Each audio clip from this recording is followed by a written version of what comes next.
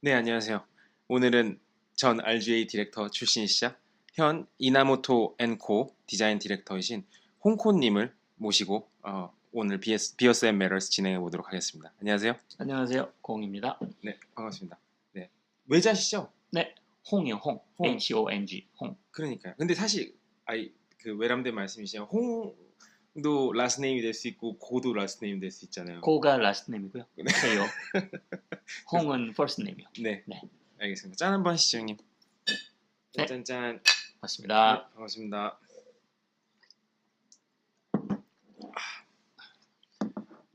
사실 그 고홍 디자이너님은 사실 이제 제 예전 직장 선배님이시자 현재 뉴욕 디자인계 이제 한국 디자이너들의 정신적인 지주를 네. 맡고 계시죠. 그렇습니다. 네, 그래서 오늘 이제 고홍님께서 이제 앵그리 오카드라는 맥주를 오차드. 오차드 죄송합니다. 오차드를 사주셨는데 뭐예요? 이거 설명 간단하게 좀 부탁드려도 될까요? 맥주를 사려고 갔는데 그래서 오기 전에 여기 상인님한테 텍스를 했었거든요. 근처에 델리가 어디냐 했더니 듀안리드밖에 없다고 그러더라고요. 듀안리드 맛있는 맥주가 없잖아요. 맞아요. 네, 그래서 근처에 링컨 센터에는 홀푸드 가가지고 이렇게 날씨도 더우니까 이렇게 냉장고 안에 있는 게 뭐 있나 봤더니 좀 과일 맛 나는 맥주를 좋아하거든요. 네. 이게 사과 맛이 나요. 애플 사이더. 애플 사이더 맛. 예. 그래서 그냥 평상시 가끔 마시던 맥주라서 그냥 더 큰 이유는 없고요. 술 좋아하시죠? 술 좋아하죠. 근데 그럼 맥주는 잘 못 마셔요, 사실. 아 그래요? 뭐 좋아하세요? 맥주 와인은 마시면 너무 심하게 취해서 주로 위스키 마셔요. 위스키랑 예. 빼갈 이런 거 쓰는 거. 빼갈은 호거 먹을 때만 중국에서. 네. 예. 맞아요. 버번 위스키 좋아하고요. 버번 라이. 버번 예. 버번 좀 단 건가요? 위스키 스타일로 아닌가? 위스키 아메리칸 위스키죠. 아메리칸 예, 위스키. 스카치 위스키는 아이리시 위스키하고 다르게 미국 사람들이 옥수수하고 라이 가지고 만든 위스키죠. 라이가 뭐예요? 라이가 그 왜 밀 중에 하나인데 우리나라 말로 뭐라 그러나 호밀이라고 그러나. 호밀. 예. 그래서 여기 그 주이시를 먹는 빵 중에 라이 브레드 있죠. 이렇게 약간 까칠까칠한 거 색깔 진한 거. 뭔지 알겠다. 예, 그걸로 만든 그 예전에는 사료로 쓰는 어떤 곡물인데 그러니까 이게 이런 얘기 해도 되나? 드세요. 예. 하세요. 그러니까 버번하고 라이 위스키를 이렇게 따지고 들어가면 이게 미국 위스키인데 네. 미국 사람들이 그러니까 유럽 사람들이 와서 미국을 만들었잖아요. 네. 근데 그 옛날 자기들이 먹던 술들이 이렇게 그리운데 땅도 다르고 기후도 다르고 곡물도 다르니까 수많은 방법을 들여서 이렇게 자기들이 예전에 마시던 스카치 위스키나 어떤 뭐 꼬냑이나 이런 걸 만들고 싶은데 이게 안 되는 거예요.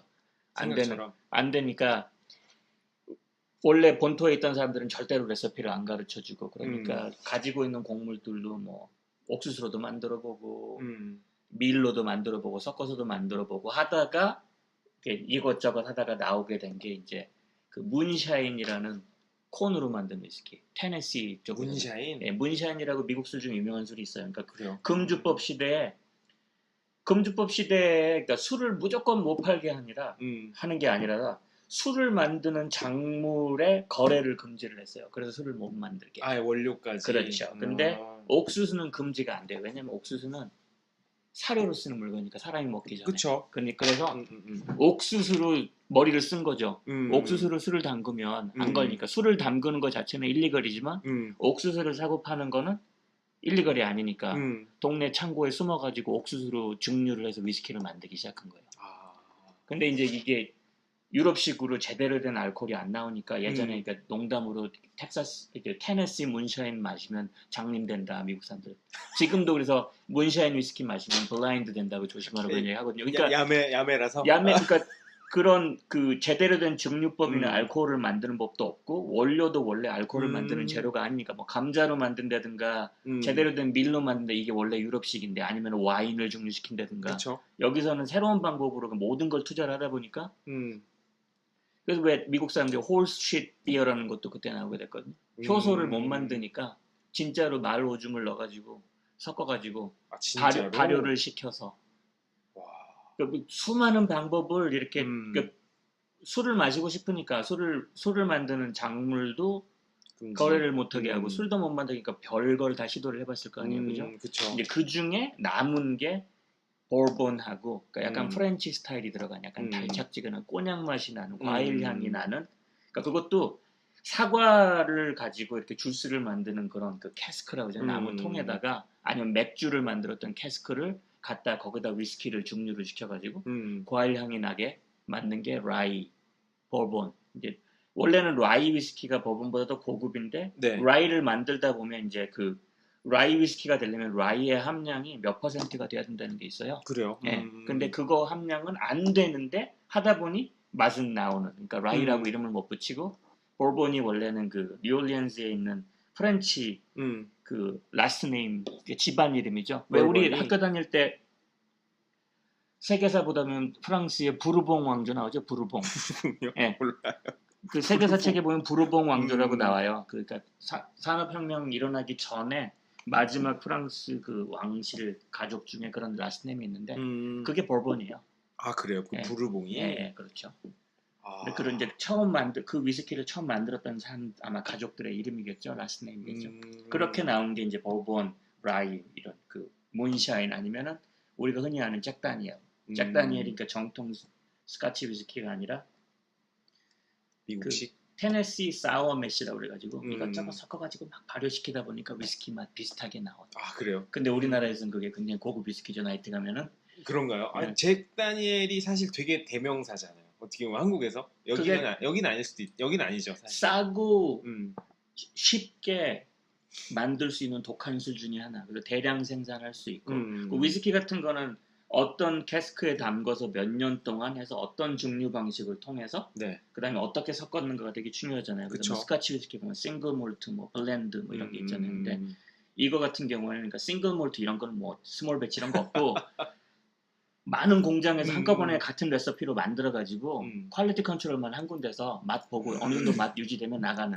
그러니까 대량 생산이 되는 거죠. 그러니까 미국 위스키 중에 아무래도 대량 생산이 되니까 더 많은 병이 외국으로 많이 나갔겠죠. 그래서 더 알려지게 된 그런 거죠. 재밌네요. 재밌네요. 면세점에서 파는 미국 위스키는 대부분 대량 생산된 그런 종류 위스키라고 보시면 돼요. 그러니까 사실 위스키를 마시는 사람들은 아 그건 아니다. 뭐 우리가 흔히 아는 이름들 무슨 뭐 시버시비갈이라든가 이런 거는 그냥 쉽게 따지면 삼성이나 LG 전자제품 대량 생산되고 품질이 어느 정도 되는 그런 위스키인 거고 위스키를 마시는 사람들이 좋아하는 위스키들은 어떤 왜 오디오 파일 뭐 이렇게 그 오디오 같은 거 음악 이렇게 클래식 같은 거 이렇게 좋은 기계로 들으시는 분들 뭐 이렇게 듣도 보도 못한 그런 이름에 되게 소량 생산하는 아주 비싼 기계들 있잖아요. 위스키도 똑같아요. 예. 그죠? 켄터키나 무슨 저 남쪽 어디 주에서 그 동네에서 몇백 년 동안 위스키를 만들어 오던 사람들이 자기네 레시피로 만든 어떤 그러니까 소량 생산하는. 그래서 맨하탄에 있는 리코 가게 가면은 기껏해야 같은 레이블 한 두세 병밖에 없고 가격은 말도 안 되는 가격 붙어 있는 뭐 좋은 위스키 그렇게 나오는 거죠. 그렇군요. 네. 대단합니다. 그러면 어떻게 보면 이제 벌번 이런 거는 위스키를 따라 하려고 하다가 생겨난 뭔가 창의적인 새로운 그리고 이제 사실 마셔보면 스카치 같은 거는 맛도 잘 모르겠고 네. 되게 힘들어요. 근데 버본이나 라이는 맛있어요. 아 그래요? 단맛도 강하고 그러니까 그리고 이제 그거에서 또 다른 파생된 문화가 칵테일이에요. 칵테일이라는 문화가 미국 문화거든요. 그러니까 바텐딩하고 믹솔로지하고 이 이게 왜 나오게 됐냐면 위스키가 맛이 안 좋으니까 맛이 없으니까 그렇죠. 머리 아프고 안 좋은 재료로 만드니까 그죠. 맛도 없고 그러니까 주스도 섞어보고 소다도 섞어보고 과일도 찧어서 넣어보고 남쪽에서 그 바에 가면은 동네에서 나오는 이런 말도 안 되는 위스키들이 맛은 없으니까 이렇게 저렇게 만들어 보려고 하다가 거기서 올드 패션도 나오고 그러니까 그 전통적인 어떤 그런 칵테일이 나오게 된 거죠. 그래서 미국의 칵테일이 발전한 거죠. 위스키를 그러니까 유럽 수준으로 만들어 보려고 하는 데서 새로운 위스키들이 나오게 되고 맛없는 위스키들이나 동네 술들을 마시다가 이것저것 섞다 보니까 칵테일도 발전하게 되고 재밌는 거죠, 그러니까. 네. 네. 그러네요. 그러면은 이제 그 한국 술들은 안 좋아하세요? 한국 술들이라 봤자 녹색병에 든 소주들인데 소주를 잘 못 마셔요. 학교 다닐 때 저도 미대를 나왔으니까 술 많이 마셨을 거 아니에요. 그죠? 삼수하고 미대 갔으니까. 삼수했어요. 네. 홍대 가려고. H대? 네. 맞습니다. 근데 소주 뭐 아니면 정정, 막걸리 이런 술인데 우리는 그리고 죽을 때까지 마시잖아요. 그죠? 네. 한두 잔 마시면서 이렇게 이야기하는 그런 게 아니라 그치, 앉아서 그치. 야 마셔 해서 원샷하고 그러면 테이블을 채워야지. 예, 근데 아무리 어리고 팔팔하고 그래도 소주 한 서너 병 마시고 나면은 며칠 동안 안 좋잖아요. 그럼요. 예, 몸도 안 좋고. 그래서 지금도 소주는 잘 못 마셔요. 소주도 잘 못 마시고 이상하게 와인하고 맥주는 오히려 더 머리 아프고 숙취도도 오래 가고. 근데 바드카나 위스키 같은 걸 마시면 위스키 빨리 취하기도 하고 뒤끝도 없고 맞아요. 괜찮은 것 같아요. 그리고 그 위스키라는 게 저도 좀 늦게 알기 시작했는데 각각의 이렇게 레이블들이랑 이런 게 맛들이 다 다르니까. 그럼요. 맛 다르죠. 같은 칵테일을 만들어도 섞어서 이렇게 해보면 맛도 다르고 그래서 그게 그렇죠. 그 발견하는 재미가 있어요. 양조장. 마다도 차이 엄청 크잖아요. 그렇죠. 맞아요. 갑자기 막 그 미국 역사와 이제 프랑스 왕조까지 관통하는. 사실은 좀 더 파고들면은 그 이 술 역사, 그 금주법 시대에 미국 술이 어떻게 생기게 됐는가, 칵테일이 어떻게 생겼는가 그거를 더 파고 들어가면 프랑스 이민자들하고 이탈리아 이민자들 사이의 갈등, 그 사람들이 왜 미국의 독립전쟁을 지원하게 되었는가, 영국이나 스코틀랜드 사람들에 맞서서 프랑스가 그 미국 독립의 어떤 그 일종의 파트너거든요. 그래요. 예, 영국이나 다른 나라들은 미국에 맞서 싸웠지만 프랑스는 미국의 독립을 도왔어요. 근데 그게 사실은 자기네들의 어떤 이해관계가 얽혀있기 때문에. 그리고 그걸 더 파고 들어가면 그 이게 뉴욕이나 지금 시카고나 뭐 마이애미에 있는 뉴욕 그 미국의 마피아들 역사가 어떻게 되는가, 이게 술하고 금주법하고 프랑스, 이탈리아 이민자들 역사가 완벽하게 맞물려 있어요. 근데 그걸 이야기하자면 지금 아마 오늘 저녁에 한 5시간 넘게 얘기할지도 몰라요.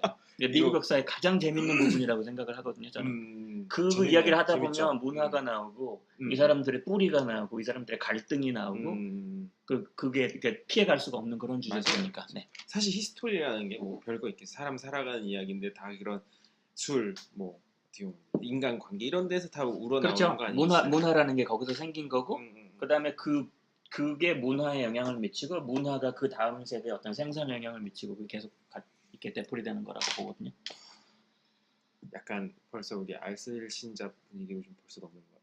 나는 그 방송 보면서 한국 방송 잘 안 즐겨 보는데 거기 나오는 사람들 몇 사람들을 이렇게 개인적으로 굉장히 존경을 하는 그런 사람들이 평상시에 관심을 가지고 봤는데 진짜 와 저런데 내가 전혀 유명한 사람은 아니지만 나를 한번 불러주면 저 사람들하고 참 재밌게 밤새 이야기할 수 있을 텐데라는 생각을 좀 많이 한 적이 있어요. 디자인계 유시민 이런 거 하시잖아요.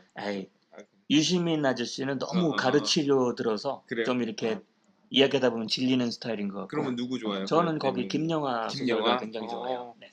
김영하 씨가 되게 유머 감각도 있고 깊이도 있고 근데 본인이 굉장히 극렬 운동권 출신이에요. 그래요. 네, 그래서 그러니까 젊었을 때 자기가 이렇게 프로페셔널한 라이터가 되기 전에 사회 갈등하고 어떤 사회 진보에 대해서 고민을 되게 많이 한 사람이고 그리고 그렇다고 해서 그런 출신들 사람들이 대부분 갑자기 아주 극우 보수가 돼서 말도 안 되는 짓을 하거나 예를 들자면은 뭐 청와대 행정관이었던 그렇죠. 무슨 누구죠? 이재호나 김문수, 그러니까 인권 변호사나 막 노동운동 하는 사람들이 말도 안 되는 어떤 보수가 된다든가 아니면은 현실 감각이 되게 떨어지고 평생 운동권으로 사는 그런 사람들이 많거든요. 근데 김영하 같은 사람들은 그런 백그라운드를 가지고 있으면서 또 어떻게 현실을 하고 제가 보기에는 현실에 어떤 적응도 잘하고 타협도 잘했다고 생각을 하고 그게 물론 자기가 가지고 있는 프로페셔널한 스킬하고 어떤 탤런트가 있었으니까 이 사람 소설 재밌거든요. 그래요. 예.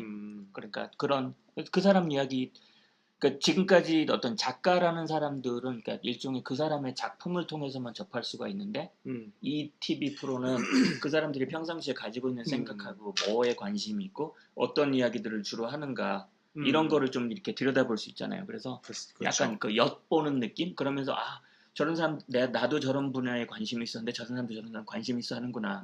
그런 거 발견하면서 좀 즐거워하는 그쵸. 예, 그런 게 큰 것 같아요. 또 왜 음식 이런 것도 상당히 좋아하시잖아요. 그렇죠. 네.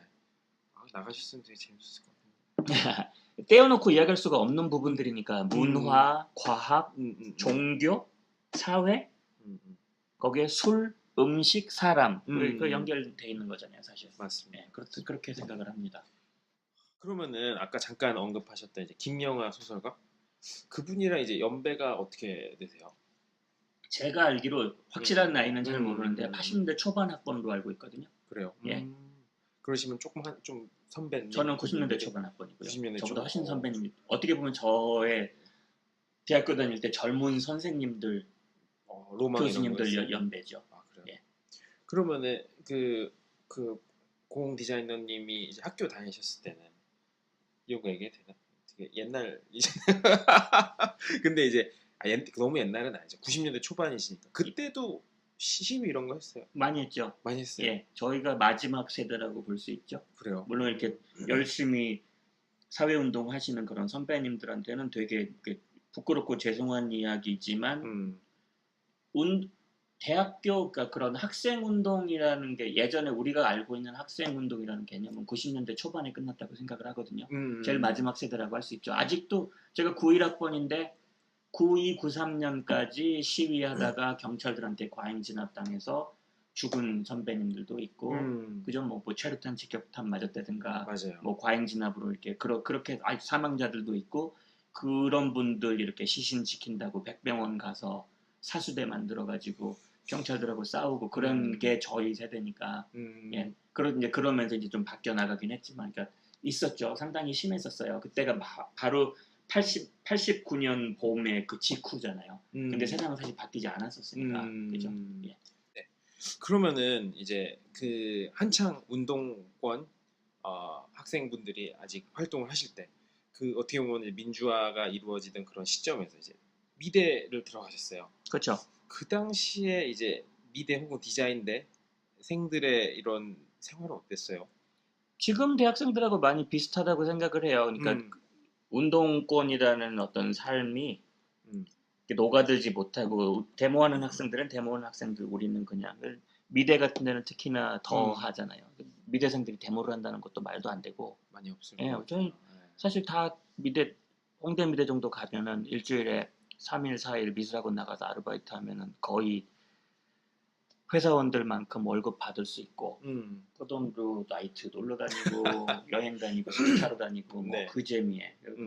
근데 이제 그런 거에 관심을 가지게 될 수밖에 없었던 이유는 제 고향이 전라도 광주인 게 크고, 예, 어쩔 수 없잖아요. 보고 자랐고, 고등학교 때 나가 길에 나가서 돌 던지고 대학생들 형들을 따라다니면서 데모하고, 당연히 우리는 광주 사람들이니까 그래야 되는 걸로 생각을 하고, 대학교를 가면은 선배들이 있단 말이에요. 고향 선배들도 있고, 그쵸. 미술부 선배들 대부분 다 그런 일반적인 미대생들 삶하고 다르게 다들 길에 나가서 데모를 하고, 자연스럽게 같이 가게 되고 그러는데, 이제 물론 제대로 학생운동을 하시는 선배들이나 친구들한테는 미대생들이 날라리라는 소리를 듣지만, 그때 이제 좀 재밌는 그런 흐름이 있었어요. 그때가 다들 아실 텐데 전대협이라고, 전국 대학생 대표자 협의회라는 어떤 그런 단체가 이제 학생운동을 이끌어 나가는데, 협의회라는 단체잖아요. 강제성이 없는 단체예요.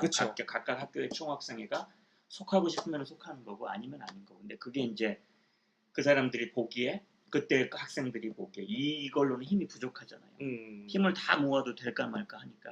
그래서 이제 그 협의회체에서 연합체 쪽으로 가는 거죠. 차이는 뭐냐면, 협의회일 때는 내가 참여를 하는 거하고 탈퇴가 자유로운데, 연합이 되고 나면 페더레이션이라고 그러죠, 영어로. 합의하고 그러니까 참여하고 탈퇴가 자유롭지 않아요.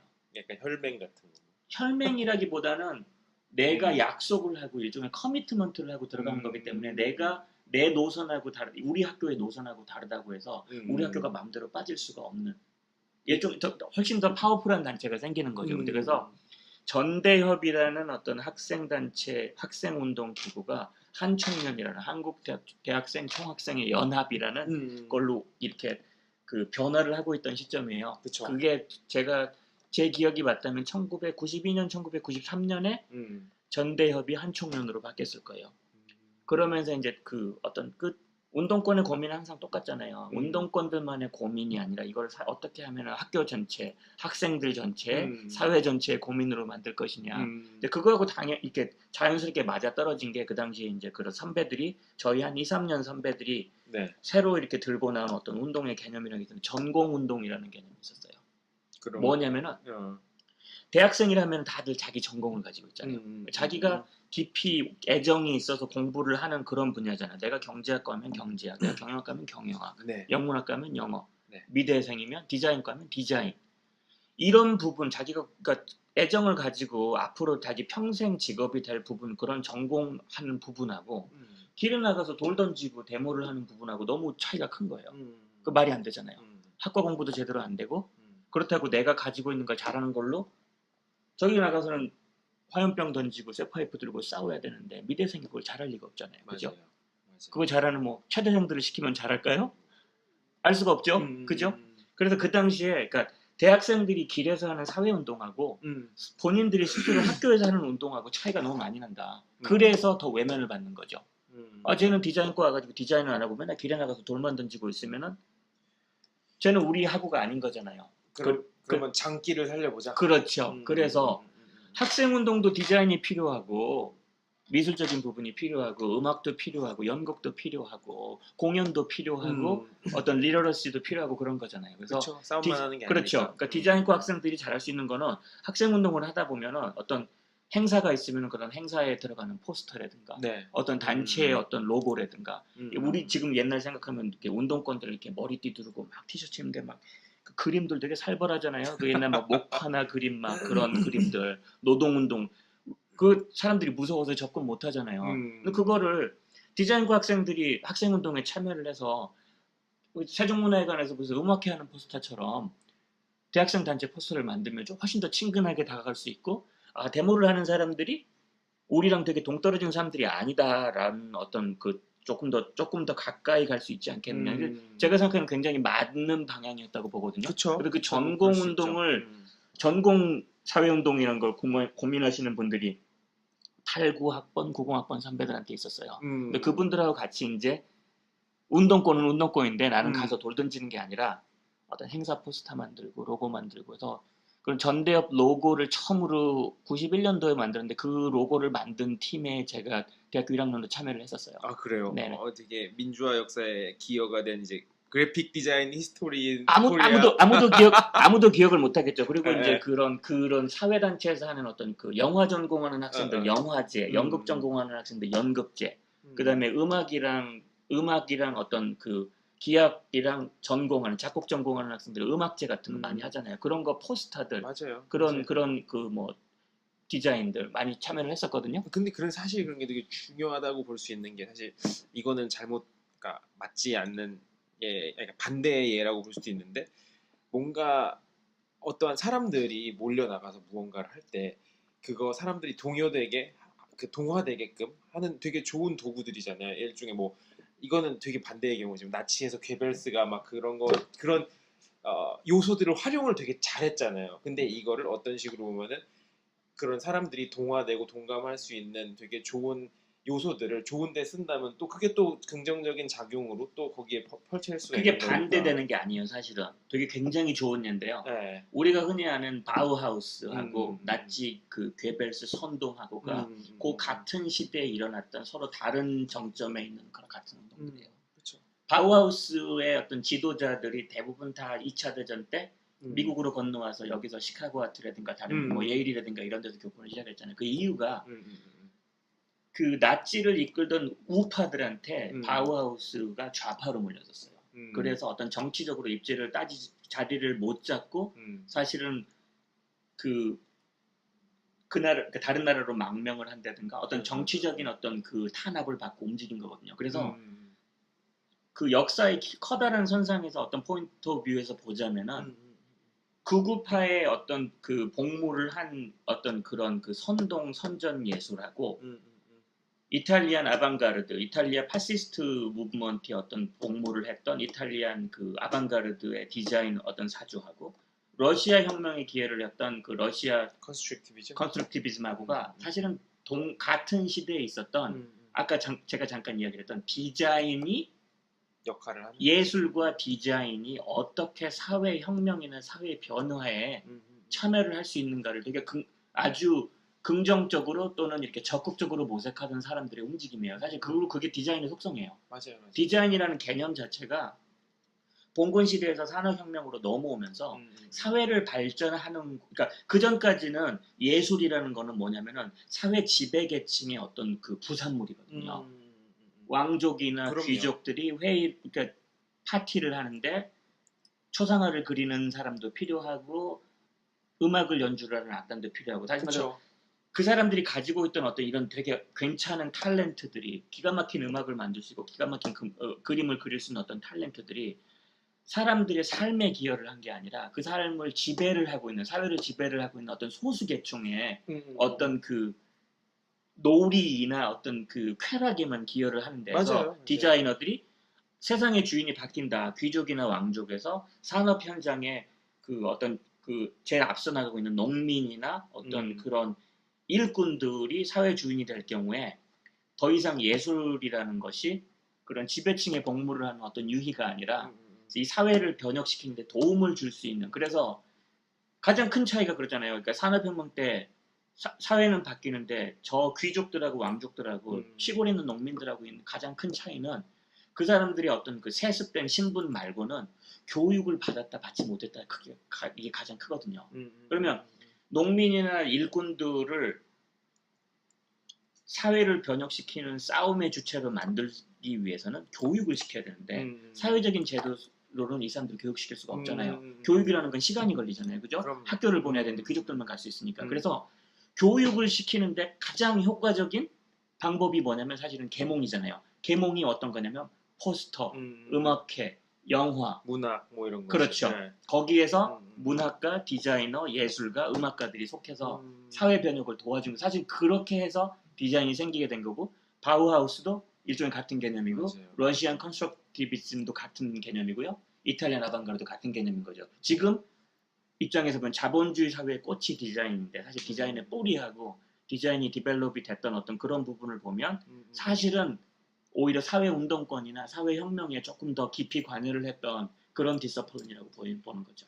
되게 중요한 포인트이기도 한 것 같은 게 뭐냐면 이제 말씀하신 것처럼 예전에는 그러한 여러 뭐 예술 관련된 뭐 문학, 뭐 미술 뭐 이런 것들이 지배층을 서브했다면 이제는 이제 대중들을 서브하는 대중미술. 지금은 지배층이라는 게 물론 아직도 빈부격차 갈등은 남아있는 일종의 클래스들 사이의 컨플릭트지만 지배계층이 바뀐 거잖아요. 지금은 뭐 대다수가 교육을 받을 수 있고, 물론 이렇게 사회적으로 국지적으로 보면 아직도 문제가 있는 것도 많고 각각 다른 문제들을 어떤 사회나 어떤 국가들이 가지고 있지만,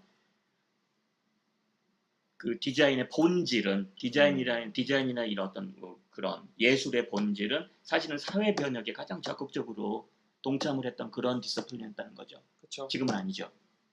뭐 예를 들어서 이제 영향을 끼친다라는 측면에서 보면은 그런 부분은 일치하나 뭔가 목적성이 계속 시프팅이 어느 정도 되는 게 아닌가 싶기도 하고요. 지금도 우리가 변화의 한 중간에 있을 거니까 지금 일어나고 있는 변화들이 우리가 변화의 한 중간에 있으면 이 변화가 어떤 변화다를 한마디로 정의하기가 어렵겠죠. 근데 이제 조금 시간이 더 지나면은 이 지금 우리가 있는 세대가 어느 정도 그 사람들이 보는 관점에서 정리가 될 거고, 그러면 이제 지금 문화나 디자인이 어떤 변화에 어떻게 관여를 하고 어떻게 영향을 미쳤는가가 정리가 좀 되겠죠. 정리하기는 어렵다고 해요. 왜냐하면 지금 말했던 그 시대 1940년대 50년대 세계대전이 일어나고 산업혁명이 일어나고 세계대전이 일어나고 어떤 공산주의 혁명이 일어나고 아니면 사회주의가 그런 쪽으로 바뀌는 그런 시점에서 그 사람들이 어떤 뭔가를 자기들이 하는 일이 뭔가를 정의하고 한 건 아니었을 거거든요. 자기들이 할 수 있는 게 최선이 뭐다라고 찾았을 거고, 지금 우리 입장에서 보면 이런 부분들이 이런 부분에 복무를 했구나라고 정의를 할 수가 있는 거지 정의를 하고 갈 수는 없는 거잖아요. 그렇죠. 네. 근데 이제 어떻게 보면 이제 그 골이나 미션 자체가 혹은 뭐 이제 purpose of serve가 계속 시프팅이 어느 정도 나중에도 됐고 그 이후 세대에도 어떻게 보면 계속 바뀔 수가 있잖아요. 그러니까 사회 시스템 자체가 계속해서 바뀌어 나가는 것만큼 그게 역사잖아요. 역사라는 건 뭔가가 바뀌어 나가야 되는 거고 그게 방향성을 가지고 바뀌어 나가거나 아니면 나중에 봤더니 이런 방향성이 있었던 거든 사회라는 게 변화해 나가는 거니까. 맞습니다. 그런 열정은 다들 대부분 그렇지만 그래서 이제 그런 일들을 평생 할 수 있는 분들은 되게 존경스러운 일도 있고 오래 가지 않아요.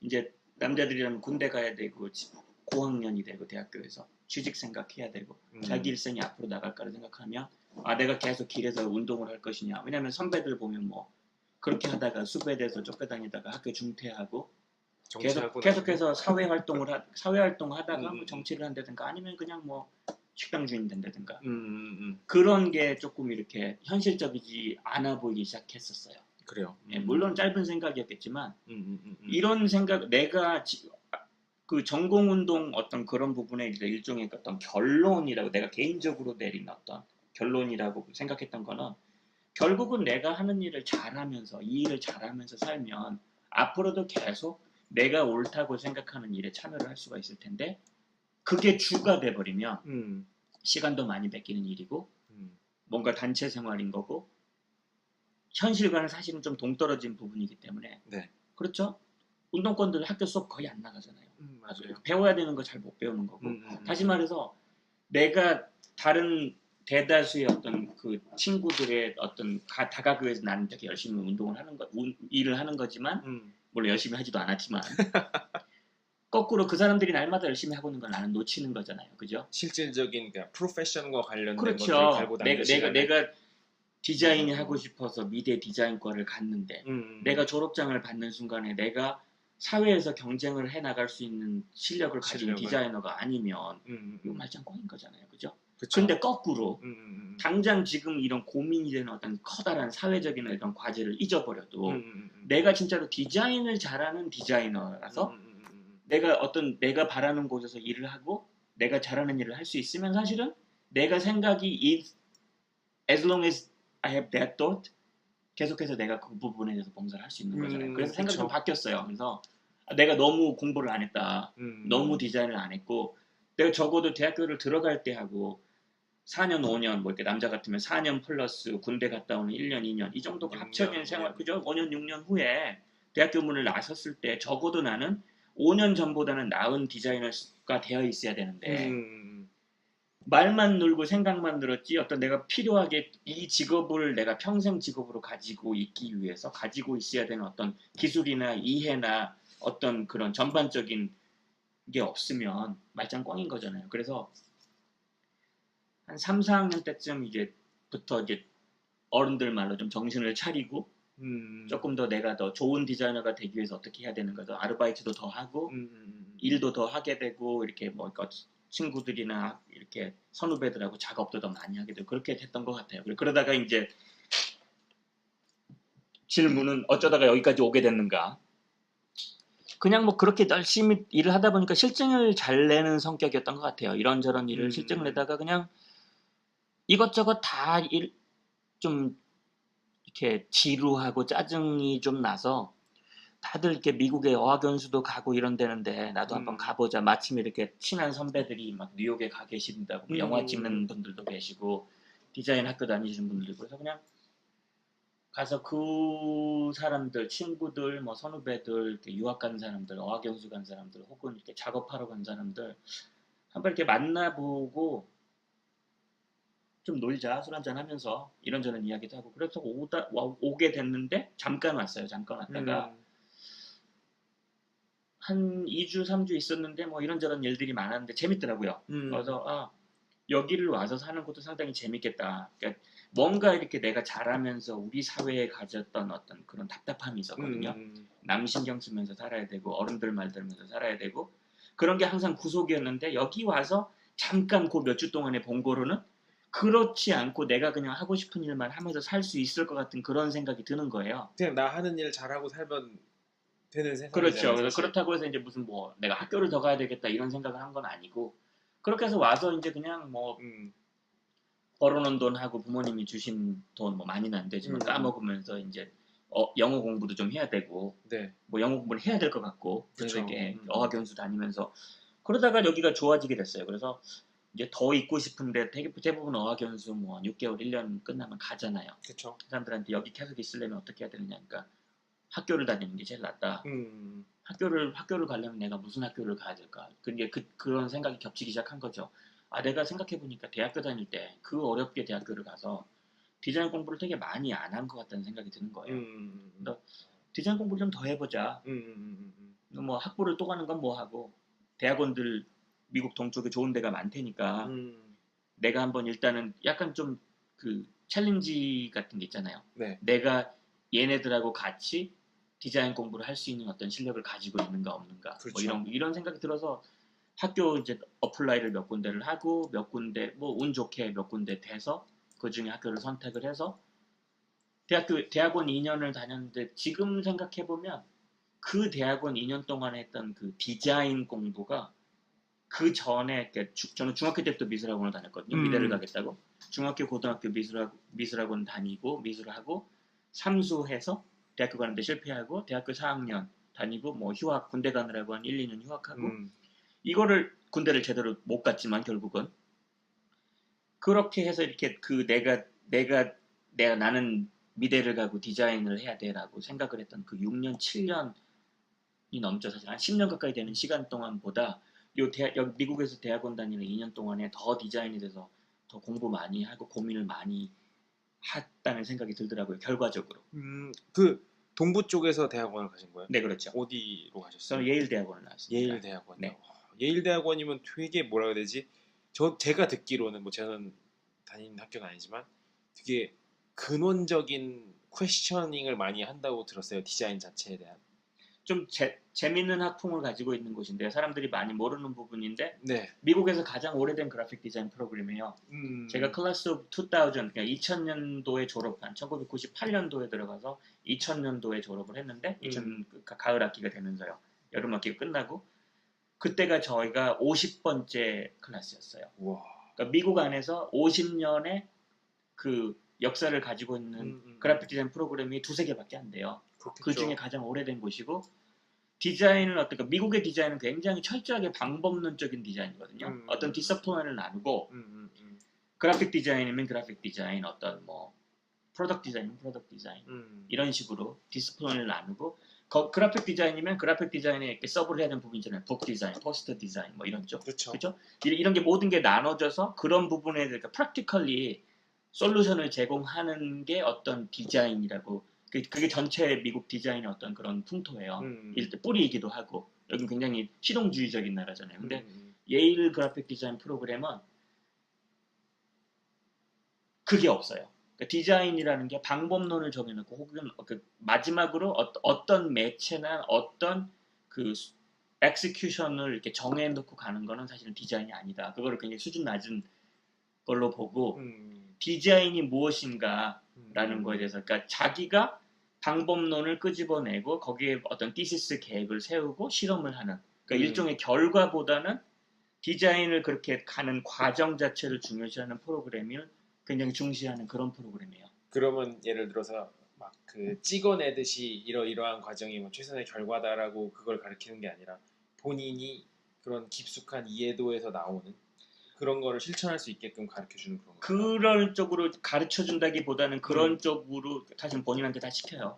가르치는 건 별로 없고 이게 좋은 선생님들, 유명한 디자이너들 많이 모아다주고 학생들하고 끊임없이 이야기하고 토론할 수 있게 만들고 짧은 프로젝트를 계속 가는데 가장 다른 학교하고 커리큘럼하고 차이가 나는 게 있다면 그 사람이 뭘 만드느냐에 대한 어떤 거에 대해서 전혀 중요시를 안 한다는 거. 이게 북 디자인이냐, 네가 만드는 게 포스터냐, 혹은 일기냐, 아니면 끄적끄적이냐, 이건 중요하지 않아요. 어디를 도착해야 되냐가 아니라 어떻게 왔느냐. 그렇죠. 그래서 다른 학교하고 어떤 다른 점이 예를 들어서 디자인 잘하는 학교들은 그 학교의 학풍이라는 게 있잖아요. 그렇죠. 그 사람들 작품만 보면 얘는 뭐 켈라트를 나왔겠다, 얘는 뭐 리스트를 나왔겠다, SB를 나왔겠다 이런 풍이 있잖아요. 이 학교는 그런 풍이 없어요. 왜냐하면 그런 풍이나 트렌드나 사람들이 흔히 말하는 요즘 가장 잘 먹히는 내지는 가장 핫한 방법론이라는 게 어떤 디자인의 본질이 아니라고 생각을 하기 때문에 그걸 일종의 배제를 하죠.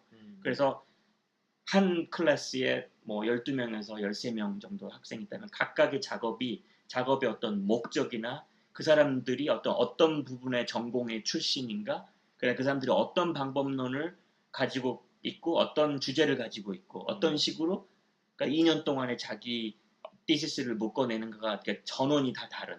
그래서 그냥 작업만 놓고 보면 이 사람들이 한 군데서 한 클래스에서 같이 공부를 할 수 있다는 걸 전혀 느낄 수 없을 만큼 이게 천차만별인 그런 프로그램이죠.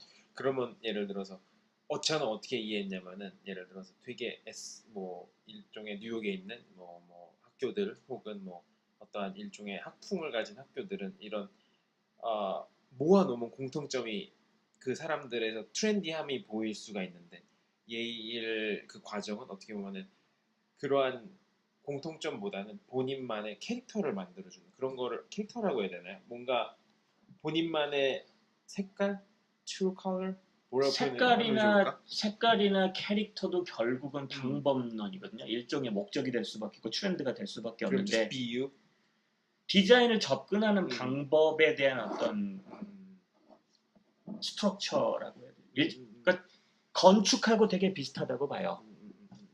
우리는 대부분 그러니까 예를 들어서 집을 지으면 사람들이 흔히 생각하는 혹은 대부분의 디자이너들이 생각하는 디자인은 예를 들어서 그러니까 비유를 하자면 집을 지으면은 나중에 어떤 종류의 마루를 깔고 어떤 종류의 벽을 칠하고 어떤 종류의 재료를 갖다 놓고 어떤 종류의 벽지를 바르고 어떤 종류의 가구를 갖다 놓는가가 사실은 디자인이 하는 일이라고 생각을 하잖아요. 보통 크게 보면 그렇잖아요. 집을 짓는 게 어떤 볼 수 있죠. 예. 근데 사실은 저희가 그러니까 이 학교에서 가르치는 디자인은 사실은 디자인은 그 집의 구조라는 거죠. 어떤 집을 이 집이 어떤 곳에 있는 곳이고 몇 사람이 살아야 되는 곳이고 어떤 것을 추구하는 그런 집이니까 이러이러한 재료로 이러이러한 형태로 지어야 되는 거 이거에 더 포커스를 하는 게 디자인이라고 보는 거죠. 나중에 그 집을 어떻게 데코레이션 하느냐는 사실은 이 집이 어떻게 만들어져 있느냐가 더 중요하다는 거죠. 그렇죠. 네. 뭔가 그런 근원적인 시선 되게 좋은 것 같아요. 그러면은 일장일단이 있어요. 근데 현실적이지 않아요, 사실은. 네? 또 사실 아시다시피 학교에서부터 현실을 배울 필요가 사실 굳이 있나요? 어차피 학교 방 나오면 현실인데 전부 다 실무 나오면 그때부터 무조건 다 실무잖아요. 이 이야기를 하자면 되게 긴데 미국의 아카데믹 시스템이 가지고 있는 어떤 교육의 목표, 유럽이 가지고 있는 아시아의 나라들이 가지고 있는 그리고 각각의 나라들이 가지고 있는 각각의 세대들이 가지고 있는 교육의 목표가 되게 다르거든요. 근데 미국은 크게 얘기를 하자면 물론 이게 반론이 있을 수가 있겠지만 미국은 대학 교육이 직업 교육이에요. 대학교 전공이 앞으로의 프로페션이고 그 일종의 자본주의 교육 제도의 특징이라고 생각을 하거든요. 그리고 내가 하는 직업은 내 삶을 유지를 할 수 있는 거여야 돼요. 그래서 내가 그냥 그거를 좋아서 선택하는 것도 있지만 내가 그거 어떤 전공을 좋아하면은 그게 내 직업에 관련되는 일이고 그게 내 삶을 유지를 할 수 있는 그런 수단도 돼야 되는 거죠. 그래서 내가 법률을 공부를 하면 나는 변호사가 되는 거고 그쵸. 내가 변호사라는 직업은 내 가족을 유지를 하고 내가 어떤 사회적인 지위를 누릴 수 있는데 공무를 할 수 있는 그런 직업이어야 되는 거예요. 모든 직업이 그런 식으로 그러니까 일종의 그러니까 내가 이 사회에서 뭐를 하고 살아가는가 어떤 일을 하고 살아가는가 어떤 사람이 돼야 하는가 하고 내가 학교에 가서 어떤 공부를 해야 되는가 하고가 굉장히 프랙티컬하게 연결이 되는 게 미국의 어떤 아카데믹 시스템이라고 생각을 하거든요. 근데 모든 나라나 모든 교육 시스템이 그렇지는 않아요, 사실은. 공산주의면 또 다를 거고 사회주의면 또 다를 거고 그러니까 사회, 역사, 경제, 교육, 문화가 다른 곳이면 이게 교육이 추구하는 목적 자체가 다를 수밖에 없거든요. 근데 그런 시점에서 봤을 때 이 학교 특히나 대학원 교육이 가지고 있는 건 사실 현실적이지 않을 수도 있죠. 왜냐하면 디자인의 본질을 추구를 하는 게 not necessarily same meaning with you're gonna be a good designer. 그죠? 내가 이 디자인에 대해서 어떤 저기까지 접근을 하는데 요 많은 방법과 실험을 해봤다는 거하고 그런 경험을 가지고 있다는 게 그렇다고 해서 내가 정말로 디자인을 잘하는 디자이너라는 어떤 그 필요 충분 관계가 성립이 안 되는 거기 때문에 이렇게 디맨딩한 프로그램에서 이렇게 깊이 디자인을 공부를 했지만 이 사람이 사회를 끌어나갈 수 있는 정말 잘하는 디자이너냐 무슨 뭐 스테판 사그메스터나 무슨 이런 사람들처럼 뭐 폴라시아라든가 이 정도의 영향력을 가진 디자이너가 되느냐는 그건 아니거든요, 사실은. 그렇죠. 모두가 그렇게 될 수는 없죠. 모두가 그렇게 될 수는 없지만 일종의 그런 목적이 있는 거잖아요. 예, 근데 그래서 작은 클래스임에도 불구하고 평생 그런 모습을 가지고 어떤 자기가 추구하는 디자인을 하는 사람들은 사실 졸업생의 반도 안 돼요. 자기가 추구를 했던 어떤 디자인하고는 좀 상반된 길을 걸어가거나 저처럼 무슨 광고 회사에 가서 광고 회사 크리에이티브 디렉터가 돼서 광고를 하게 된다든가. 물론 뭐 저는 큰 차이가 없다고 생각을 하지만 옛날엔 큰 차이가 있다고 생각을 했어요. 그래요. 예. 아니면은 그냥 전업 무슨 엑시비션만 하는, 그러니까 일종의 이렇게 저 사람이 하는 걸로만 봐서는 저 사람이 예술가인지 디자이너인지 알 수가 없는 뭐 그런 사람이 된다든가. 프랙티컬하지 않은 어떤 그 괴리가 있는 거죠. 어떻게 보면 이제 또 말씀하신 것 중에 그 예일 대학원에서 배운 것과 어떻게 보면 이제 광고 대행사에서 일을 하셨던 게 약간은 다른 부분도 있으면서 뭐 일맥상통하는 부분도 있는 것 같다라는 취지로 말씀을 하신 것 같아요. 그러면은 이제 졸업을 하시고 처음 직장이 광고 회사셨어요? 아니면은 처음 직장은 1년 동안은 웹 디자인 회사였어요. 그래요. 지금은 그러니까 웹 컨설트하고 스트래티지라는 메소드라는 회사인데 샌프란시스코에서 되게 잘 나가고 있는데 그 당시 90년대 후반에서 2000년대 초반까지 웹 인더스트리가 엄청나게 크던 때거든요. 웹버블 첫 번째. 그렇죠. 웹버블이 꺼질 때죠, 사실은. 웹버블이 이미 꺼지기 시작하던 때인데 이런 웹 디자인하는 사람들, HTML 프로그래밍 하는 사람들이나 플래시 디자인하는 사람들이 가장 좋은 보수를 받고 디자인을 하면 당연히 프로그래밍을 할 줄 알아야 되는 그런 세대였거든요. 그래서 웹 디자인 회사를 갔는데 이 회사가 사업이 되게 잘 돼서 뉴욕에다가 새로 오피스를 오픈을 했어요. 그리고는 이제 좋은 학교에서 이렇게 추천받은 학생들 이렇게 하이어를 하겠다고 하고 난 이제 내가 갈 수 있으니까 난 되게 내가 잘하는 줄 알고 뭐 월급도 많이 준다고 하고 갔는데 1년 동안 이 회사가 그러니까 샌프란시스코에서 되게 글로벌한 어떤 스케일로 커서 뉴욕 오피스를 소호에다 내놨는데 1년 동안에 클라이언트가 한 번도 없었어요. 그래요? 1년 동안 일을 하면서 클라이언트 프로젝트 한 번도 못 해본 거예요. 왜냐하면 버블은 꺼져가기 시작하고 어떤 그러니까 일종의 치기인 거죠.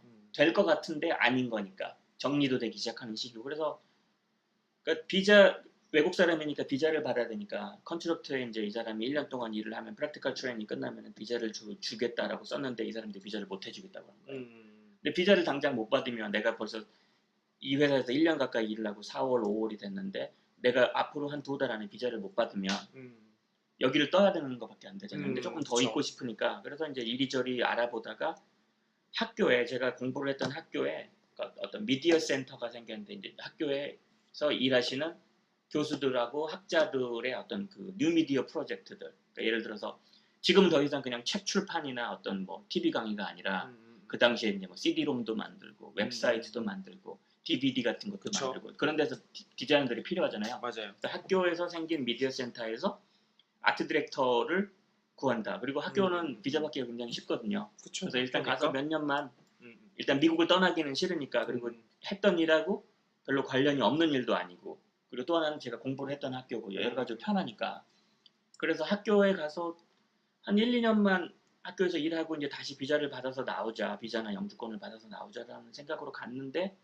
갑자기 게을러지는 바람에 거기 한 5년 정도를 진짜요? 네. 5년 그래서 뉴헤븐에서 학교 2년 다니고 뉴욕에 다시 1년 왔다가 학교로 돌아가서 처음 계획은 2년이었는데 학교에서 5년을 더 일을 했어요.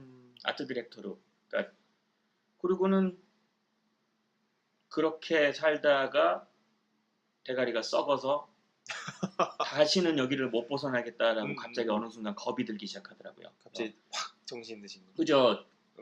뉴헤븐이라는 곳이 굉장히 심심한 곳이거든요. 학교밖에 없어요. 그래서 저녁에 일 끝나면은 일도 빨리 끝나죠. 5시, 6시면 끝나고 학교니까 밤샐 일 없고 바에 가서 친구들하고 맥주를 마시든가 아니면은 뭐 동네에서 하는 뭐 축구 리그 가서 축구를 한다든가 혼자 골프 치러 다닌다든가 이런 거밖에 없는데 답답하잖아요. 그러니까 주말마다 차 몰고 뉴욕 내려오는 거죠. 친구들 만나고 여기서는 친구들 다 여기서 작업하니까 여기서 회사 다니고 여기서 작업하고 그렇죠. 예일 나오시는 분들 또 많이 뉴욕 오잖아요. 근데 올 때마다 보면 나만 뒤처지고 있는 거예요. 저는 디자이너가 한 명도 없는 어떤 오거나이제이션에서 일을 하니까 저는 뭐를 해도 와 컴페티션이 없으셨죠? 그럼 전혀 없는 거죠. 근데 오면은 여기는 막 밤새서 일하고 있고 막 서로 같이 전시회도 하고 세미나 같은 것도 하고 막 사회활동도 하는데 저는 학교에서 하는 일이 일단 전혀 세상 사람들 삶에 영향을 미치는 일이 아니잖아요. 학교라는 것은 학교에 너무 평화로운 학교를 움직이는 돈하고 세력하고 어떤 일인 게 따로 있는 곳이거든요. 그래서 맞아요. 내가 거기서 밤새서 일을 해도 일반 사람들, 학교 울타리 바깥에 있는 사람들의 삶에는 요만큼도 영향을 못 미치는 곳이기도 하고, 내가 컴페티션을 200명, 300명 일하는 곳에서 나 혼자 디자이너니까 내가 뭐를 해도 다들 박수를 쳐주는 거예요. 그 물론 편하지만 그 편하지가 않거든요. 전혀 발전이 없는 거죠. 그리고 이제 나올 때마다 이 학교 울타리를 나와서 친구들하고 만나서 이야기를 할 때마다 아 점점 내가 이 사회하고 멀어져 가고 있구나. 그래서 라는 생각이 드는 거죠. 어느 순간 결심을 하신 건가요? 결심을 하고 나오는데 3년 더 걸렸어요. 그래요. 그런 생각을 하면서도 몸이 이미 게을러져 있어서 여기는 그냥 아침에 10시까지 일하러 가서 5시에 퇴근하면 일주일에 그리고 식데이 무슨 뭐 퍼스널데이 다 1년에 20일씩 주어져 있고 비자 연장 같은 거 신경 안 써도 되고 학교에서 알아서 해주니까 발전이 없는 거죠. 근데 편하잖아요. 가서 그냥 적당히 시간 버텨주면 박수 받아가면서 월급은 제때 나오는 거고 그게 일종의 마약이죠. 마약이죠. 네. 그러니까 그때 내가 지금 여기를 안 벗어나면 나는 다시는 여기를 빠져나올 수가 없겠다. 주변을 돌아보면 학교에서 일하는 사람들은 두 가지 부류가 있어요. 막 일을 시작했거나 평생 학교에서 일을 했거나. 저 사람들이 왜 평생 여기서 일을 했을까? 편하니까. 그죠?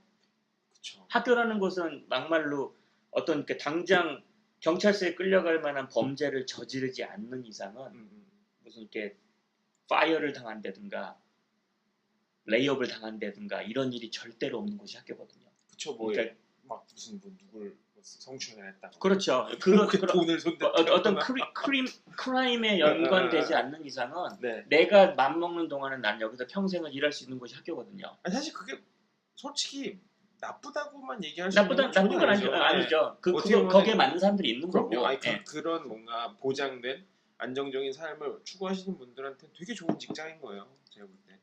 근데 그래서 이제 그 공 디자이너님께서는 그런 결심이 쓰고 어느 정도 기간이 흐른 후에 어디로 가셨어요?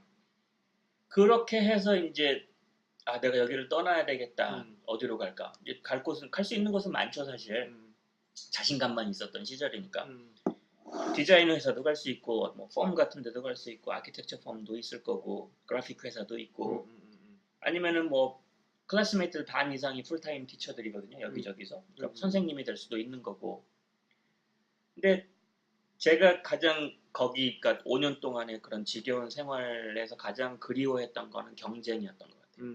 그래서 좀 이렇게 빡세게 경쟁하는 곳에 한번 가보고 싶다. 나 이렇게 밤새서 학교 다닐 때 이런 거 하면 되게 재밌었는데 그 재미를 못 느껴본 지가 되게 오래됐다. 그래서 물어보니까 이렇게 빡세게 경쟁을 할 수 있는 그런 곳이 어디가 있겠느냐. 내가 갈 수 있는 곳이. 그러면서 티피컬한 그래픽 디자인을 하기가 싫고 이미 제가 거기서 그래도 하던 일들이 CD람이라든가 웹사이트니까 어떤 디지털 쪽으로 바뀌는 쪽에 일을 하고 있고 그래서 찾다 보니까 이제 두세 군데로 좁혀지더라고요. 뉴욕 안으로? 뉴욕이라는 곳이 워낙에 편한 곳이기도 하고 여기가 미국에 왔을 때 처음 온 곳이고 친구들이 있는 곳이고 제가 처음 살았던 곳이고 영어를 배운 곳이기 때문에 미국에서는 약간 여기 고향 같은 느낌도 있고요. 가끔씩 뭐 서쪽이나 뭐 다른 나라를 가보면 여기만큼 재밌는 곳이 없다고 그러니까 좀 지루한 느낌? 그런 게 있었던 거예요. 예, 그래서 근데 편하다라는 말씀은 가장 익숙한 거죠. 여기는 당장 이 시간에 어디 가면 내가 밥을 먹을 수 있고 이 시간에 어디 가면 술 한잔 할 수 있고 이 시간에 어디 가면 사람들하고 이야기를 할 수 있다는 것을 아는 곳이잖아요. 맞아요. 그동안의 습관으로. 그렇죠.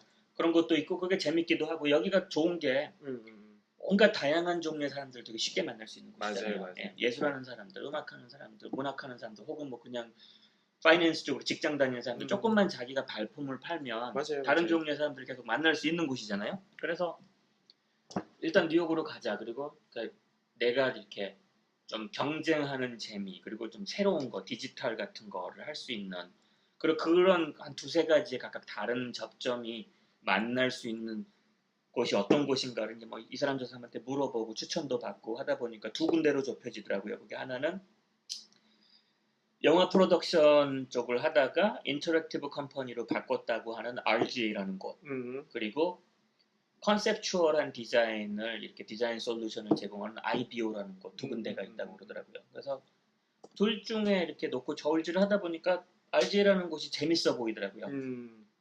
IDO라는 곳은 보면 이렇게 약간 제가 보기에는 이렇게 좀 말빨이 더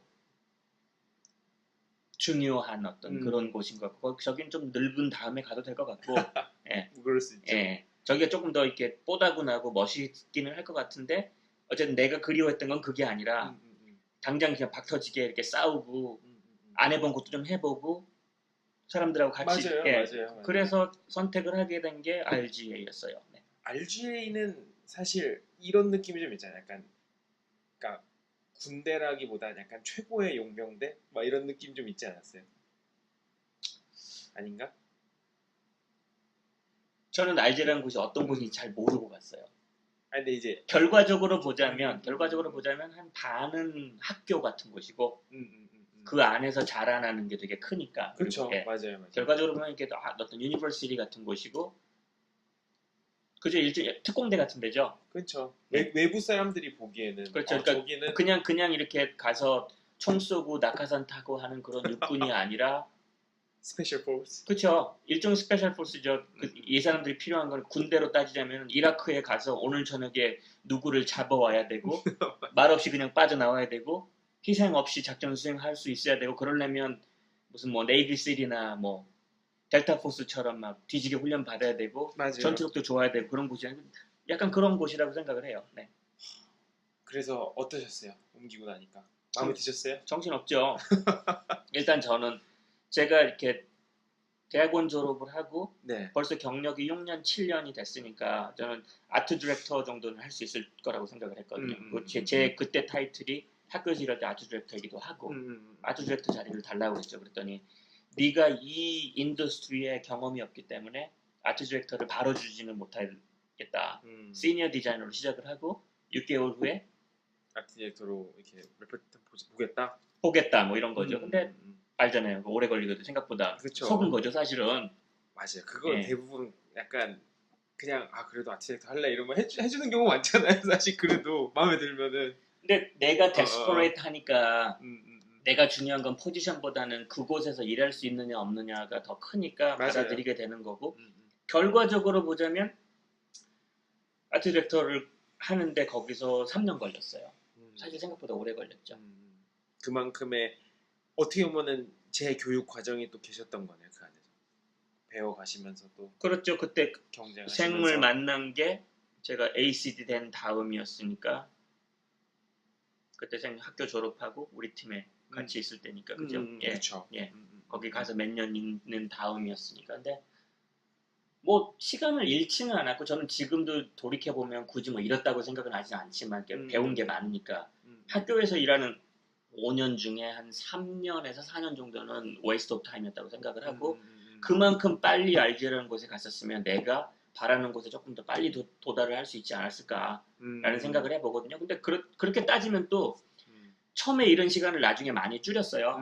왜냐면은 그러니까 이런 디지털 인더스트리에 경쟁 심한 회사에 가서 제가 보기에 한 포지션에서 그 다음 포지션으로 올라가기까지 짧으면 2년, 길면 3년이라고 생각을 하거든요. 그 다음 포지션으로. 정말 자기가 정말 이렇게 정말 이렇게 선택받은 어떤 그런 탤런트를 가지고 있는 사람이 아닌 이상, 물론 막 6개월에 한 번씩 프로모션 돼서 올라가는 사람도 있지만, 그런 일반적인 케이스는 2년이 적당하다고 봐요. 3년은 좀 길고 1년은 짧아요. 그죠? 그러면은 아트 디렉터에서 크리에이티브 디렉터까지 적어도 4년에서 5년 걸리는 거잖아요. 그죠? 그쵸. 시니어 디자이너 아트 디렉터, 그 다음에 어소시에이트 크리에이티브 디렉터, 그 다음에 크리에이티브 디렉터가 되는데 그렇게 따지면 그러니까 제가 시니어에서 아트 디렉터로 올라가는데 생각했던 것보다 그리고 남들이 했던 것보다 오래 걸렸지만 그 다음에 ACD하고 CD는 1년에 한 번씩 받았거든요.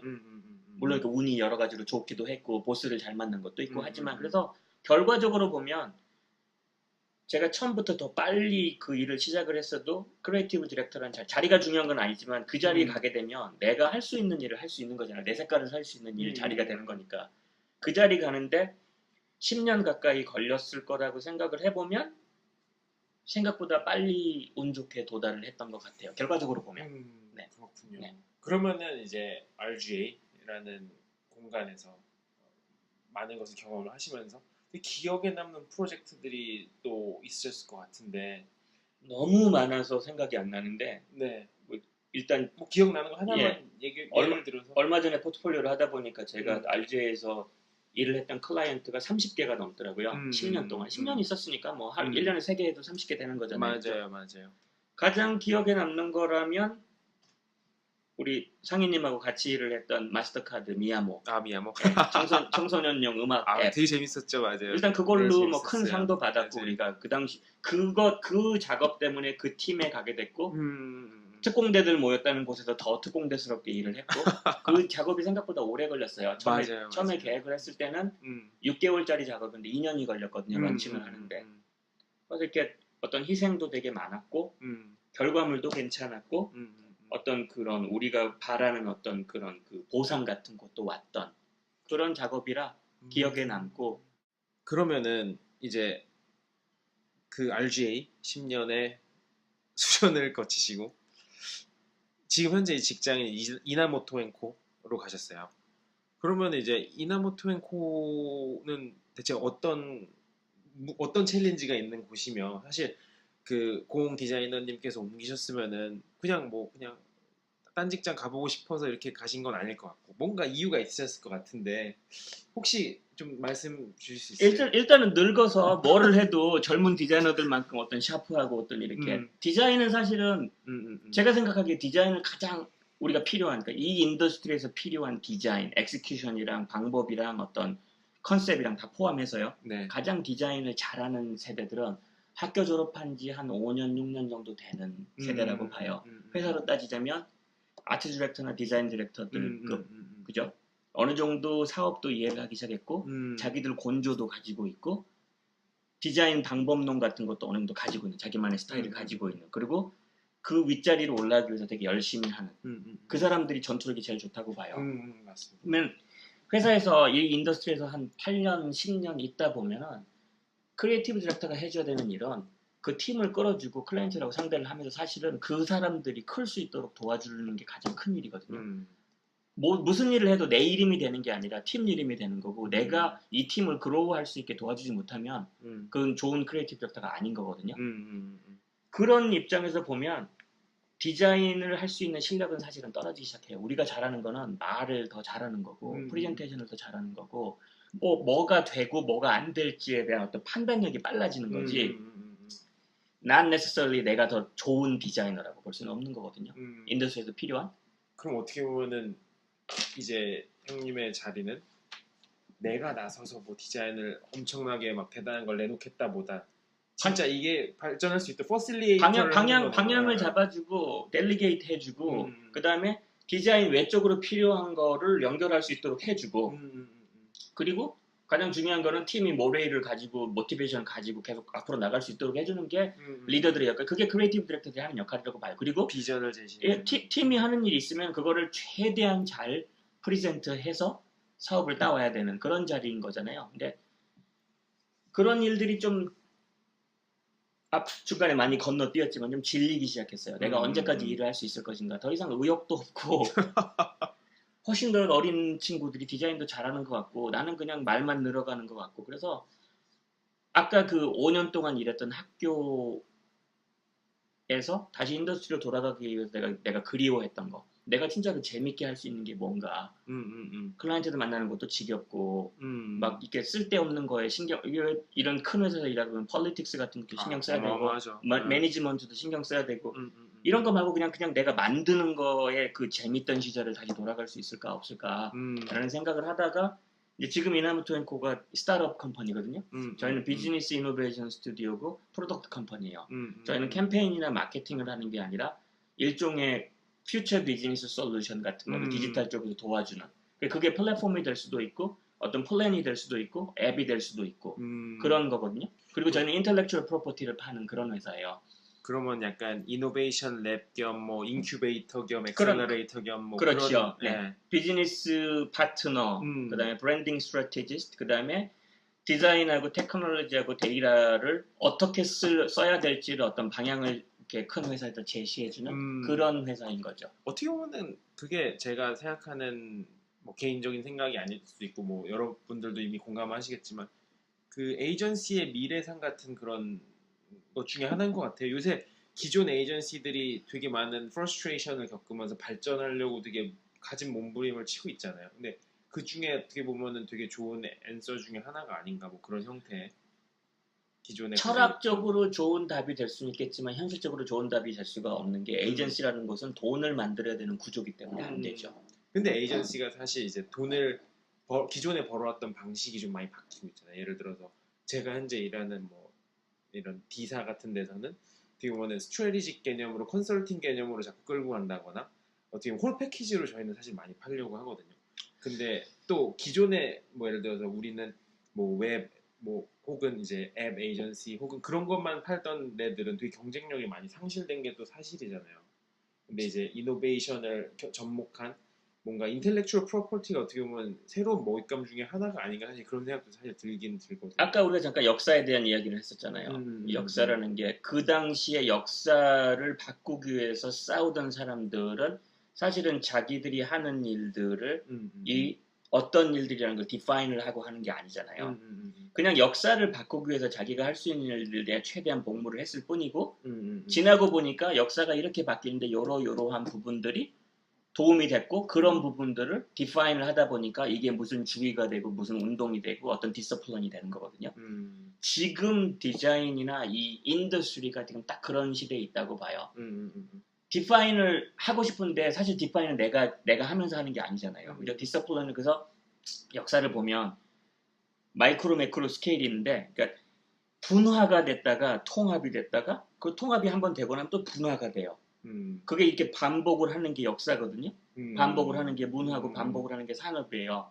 지금 같은 경우에 통합이 됐던 부분들이 하나하나 갈라지는 그런 부분인 거죠. 이유도 많고 어떤 현상도 많지만 그래서 아까 말씀하셨던 것처럼 에이전시들이 나는 디지털 에이전시다, 나는 이 비즈니스 이노베이션 스튜디오, 나는 스트래테지컬 파트너다 이런 식으로 아니면 뭐 비즈니스 트랜스포메이션 컴퍼니다 이런 식으로 본인들의 어떤 하는 일들은 다 비슷한데 자기들이 중점을 잡아야 되는 곳이 서로 디파인을 해보고 싶은 거고 그러면서 가지가 막 갈라지는 거죠. 그러다 보면 또 어느 순간 이렇게 다시 합쳐지겠죠. 근데 지금은 그런 게 많이 갈라지고 있는 시점이고 그래서 저는 이렇게 아까 말씀하셨던 것처럼 이게 좋은 거다 나쁜 거다라고 보는 시각을 좀 이렇게 조심하려고 해요. 디파인하지 않으려고 하거든요.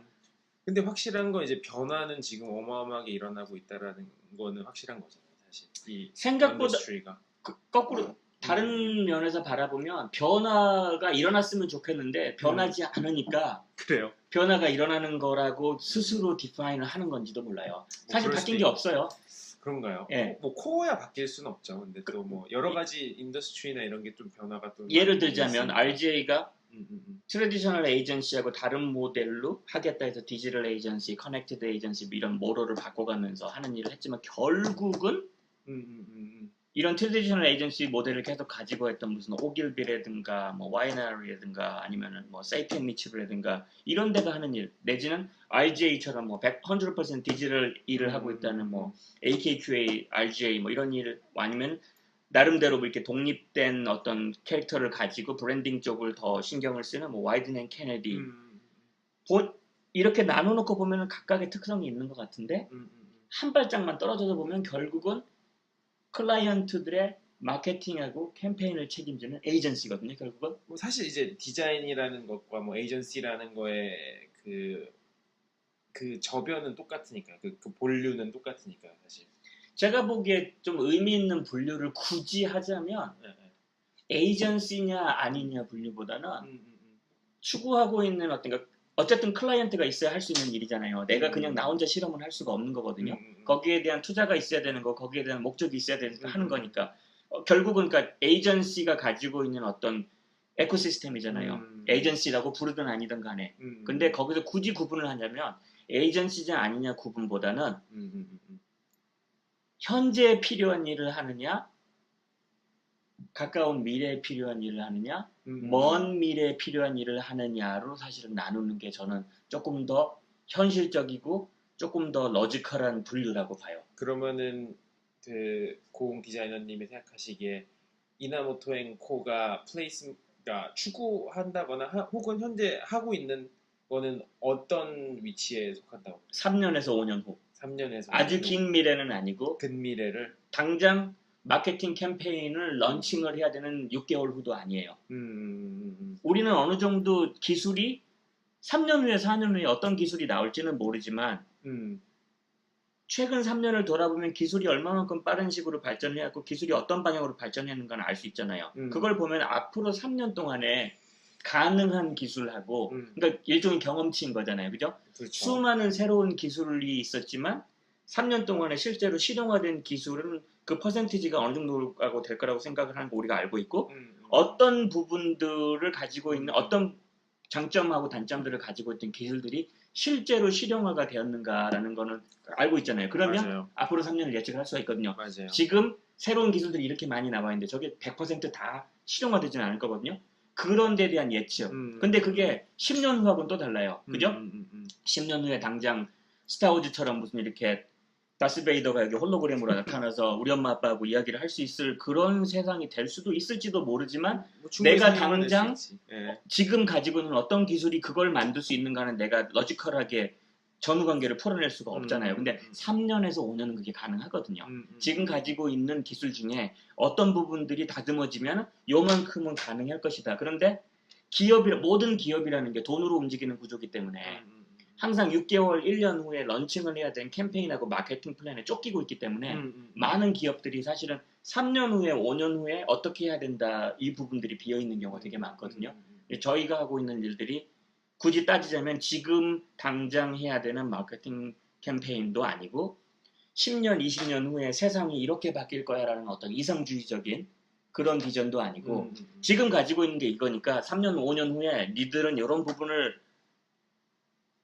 들여다봐야 되고 그렇게 해서 이런 부분들을 런칭할 수 있어야 된다라는 비전을 제시를 해줄 수 있는 그런 부분이라고 생각을 합니다. 그러면은 이제 거기서 작업을 하셨던 것 중에 뭐 분명 컨피덴셜로 봉인된 게 있겠지만 뭐 조금 더 구체적인 예를 들자면 뭐 그런 게 있을까요? 100%다 컨피덴셜인데요. 저희 클라이언트들 중에 그 일본에 되게 글로벌한 의류 업체가 있어요. 의류 업체가 있는데 거기서 지금 그 회사는 온라인하고 업라인을 거의 같은 비중으로 밀어붙이는 회사거든요. 그래서 전 세계 유명한 도시들, 커다란 도시들의 플래그십 스토어를 내고 그러면서 실제 판매량은 거의 업라인 매장하고 온라인 매장에서 들어오는 게 대량 생산하고 박리담회식으로 싸게 팔고 해서 굉장히 이렇게 각광을 받는 그런 회사인데 이 회사가 가지고 있는 고민이 있어요. 뭐요? 산업의 추세는 커스터마이즈예요. 그죠? 나한테 맞는 게 나와야 되는데 너무나 규격화가 돼 있는 거예요. 그래서 힙한 물건이고 쉽게 억세서블 할 수 있는 물건임에도 불구하고 나만의 캐릭터, 나만을 위한 옷이 될 수 없는 그래서 내가 평생 입어야 될 브랜드는 되지 못하는 내가 돈이 요만큼 있으니까 간다든가 당장 이번 시즌에 입어야 될 옷은 여기가 편하니까 가는 그런 옷을 못 벗어나잖아요. 그래서 그쵸. 대량 생산하고 대량 판매를 유지를 하면서 나한테 더 의미가 있는 옷을 만들 수 있는가? 어떤 부분이냐면 만약에 내가 저기서 나오는 내가 스몰 사이즈도 아니고 미디움 사이즈도 아니에요. 난 내 몸이 뚱뚱해서 길이는 스몰 사이즈를 입어야 되는데 허리하고 엉덩이는 라지 사이즈를 입어야 돼요. 이런 요구들을 대량 생산을 하는 브랜드에서 테일러를 비스폭을 거치지 않고 디지털리 실현을 해줄 수 있을까?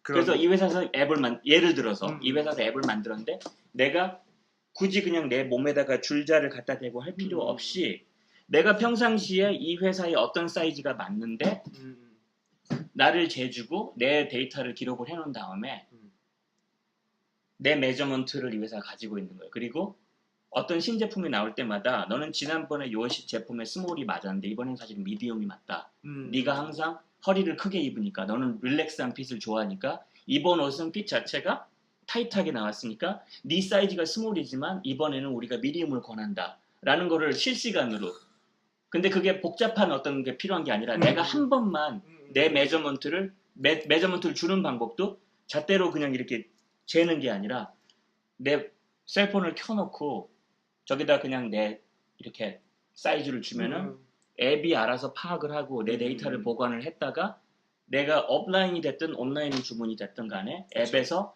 이 옷은 너한테 이런 분위기가 맞다 아니면은 너가 둘 중에 하나를 선택을 한다고 어떤 커스터마이즈한 서제스션을 할 수 있는 그런 앱을 만드는 일. 그런 걸 하고 있어요. 네. 데이터와 커스터마이제이션 그리고 뭔가 근미래에 가능한 피저블한 기술들이 융합된 그렇죠. 그런 솔루션을 판다는 말씀이시네요. 그렇죠. 예.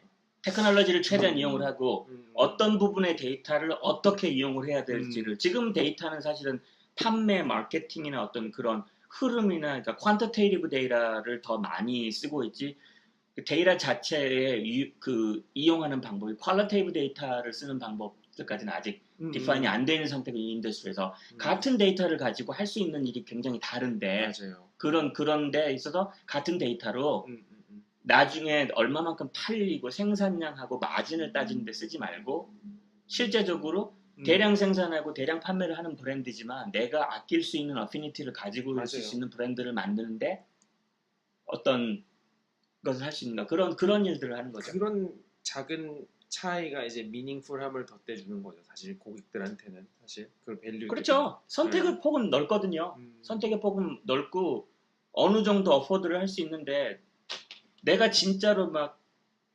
평생 모아서 사야 되는 물건하고 지금 주머니에 가지고 있는 돈으로 그냥 막 사면 되는 물건하고 요 중간에 엄청나게 큰 레인지가 존재를 하는데 맞아요. 나한테 의미가 있는 물건, 내가 좋아하는 물건, 그리고 내가 아낄 수 있는 물건인데 쉽고 싸게 살 수 있고 저기서 내가 바라는 대로 쉽게 커스터마이제이션 해줄 수 있는 거면은 사실 그런 물건 아직 없거든요. 맞아요. 그죠? 자동차도 그렇고 옷도 그렇고 우리가 날마다 필요한 물건 중에 그런 부분들을 이렇게 꼬집어주는 그런 부분들을 기업하고 같이 고민을 하는 거죠. 그리고 그 사람들이 not only ideas 예를 들어서 이런 아이디어가 있으면 이런 아이디어를 계속해서 이런 아이디어가 3년, 4년 앞서서 어떤 회사에 이렇게 계속해서 누군가가 어드바이스를 해주면 좋은 거잖아요. 그렇다고 해서 이 에이전시랑 평생 일할 수는 없는 거잖아요. 그쵸? 그러면 회사에서 다음 세대들을 하이어를 할 때 어떤 부분의 사람들하고 어떤 실력을 가지고 있는 사람들을 하이어를 해줄 수 있는지 그런 것도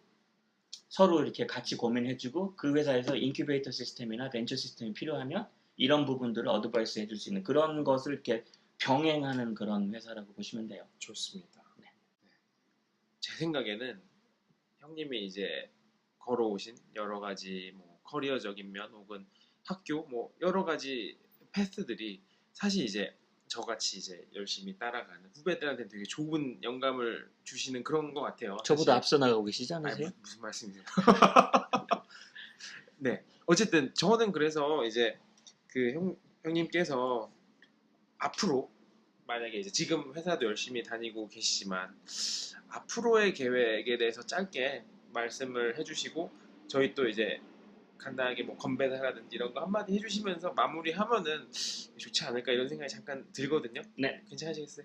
워낙에 계획이 없이 살아온 인생이라서 앞으로 제가 5년 후에 10년 후에 어떤 모습으로 바뀌고 있을지 제가 뭐에 관심을 가지고 있을지는 잘은 모르겠어요. 근데 5년, 10년 후에도 어떤 이런 클라이언트 비즈니스를 하고 있을 것 같지는 않아요. 왜냐하면 점점 더 내가 왜 디자인을 시작을 해야 되게 됐는가, 왜 미대를 가고 싶어 했는가 이런 데 대한 그러니까 그냥 앉아서 만들고 그리고 하던 그 재미는 아직도 물론 내가 우리 디자이너라는 직종은 굉장히 운 좋은 직종이거든요.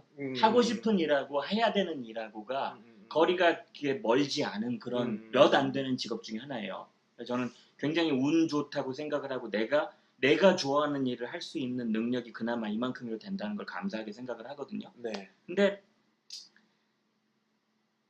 클라이언트들을 위한 거 물론 나도 나름대로 신념이 있지만 그런 일을 하다 보면 진짜로 세상이 발전하는데 내가 가지고 있는 것으로 어떤 참여를 할 수 있는 네. 대학교 때 사회운동에 대해서 고민을 했던 거하고 지금 클라이언트 비즈니스가 몇 년 후에 어떻게 가는 거하고 그게 결국은 커다란 목적은 같다고 보거든요. 사람들 네. 삶을 얼마나 더 좋게 만들고 네. 더 이쁜 물건을 보급을 해주고 되게 더 잘 살자 이런 거잖아요. 네. 그죠?